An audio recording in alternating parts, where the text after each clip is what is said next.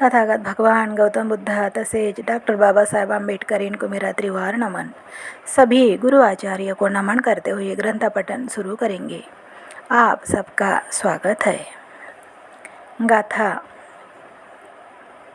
अपमादो अमतं पदं पमादो मच्चुनो पदं अपमत्ता नमीयंती ये पमत्ता यथा मता।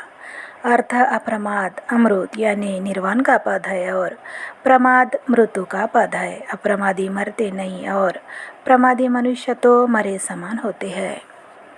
अप्रमाद में ही आनंद की अनुभूति करे। शामावती और मागंधीय की कथा। कौशाम्बी के पास भद्रावती नाम का एक गांव था। भद्रावती में भद्रावतीय श्रेष्ठी नाम का एक श्रेष्ठी रहता था। एक बार वह नगर गंभीर प्लेग की चपेट में आ गया।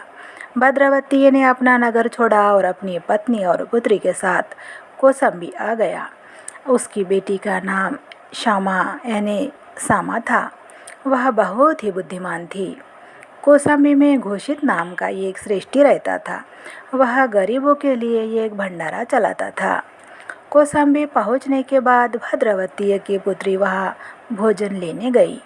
पहले दिन उसने 3 लोगों का भोजन लिया, दूसरे दिन 2 लोगों का और तीसरे दिन सिर्फ 1 आदमी का भोजन लिया। भंडारे के व्यवस्थापक ने यह देखकर उस लड़की के साथ व्यंग्य किया। आज जाकर तुमको अपने पेट की भूख की सही सही जानकारी हुई है। सामा उदास थी। उसने उत्तर दिया, भाई ऐसी बात नहीं है। पहले दिन माता पिता जीवित थे, अतः 3 थाली भोजन लिया। कल सिर्फ माँ जीवित थी, अतः सिर्फ 2 थाली ली। आज मैं अकेली हूँ, अतः मैंने सिर्फ 1 भोजन लिया। व्यवस्थापक को श्यामा पर दया आ गई। अनाथ देखकर उसने सामा को अपने पास रख लिया। सामा ने देखा कि भंडारे में भीड़ का नियंत्रण ठीक ढंग से नहीं हो पा रहा था, अतः उसने आने वाले की पंक्ति अलग बनवा दी और जाने वालों की पंक्ति अलग। इससे पूरी की पूरी अव्यवस्था समाप्त हो गई। उसी समय भंडारे का मालिक घोषित श्रेष्ठी आया। उसने व्यवस्था देखी तो सामा से बहुत प्रभावित हुआ। उसने सामा को अपनी पुत्री के रूप में स्वीकार कर लिया।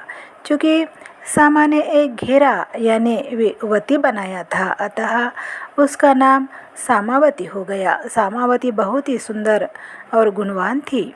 एक दिन राजा उदयन सवारी पर निकले और रास्ते में उसकी नज़र सामावती पर पड़ी। सामावती को देखते ही वे उस पर अनुरक्त हो गए।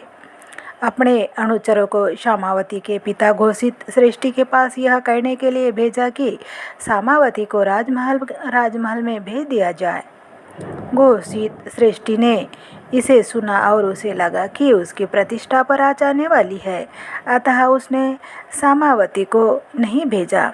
राजा आग बबूला हो गया। उसने अपने सिपाहियों को श्रेष्ठी का सर्वस्व नाश करने के लिए भेज दिया। उन्होंने घर के बाहर ताला लगा दिया। तब सामावती ने अपने पिता से कहा कि वह राजमहल जाएगी।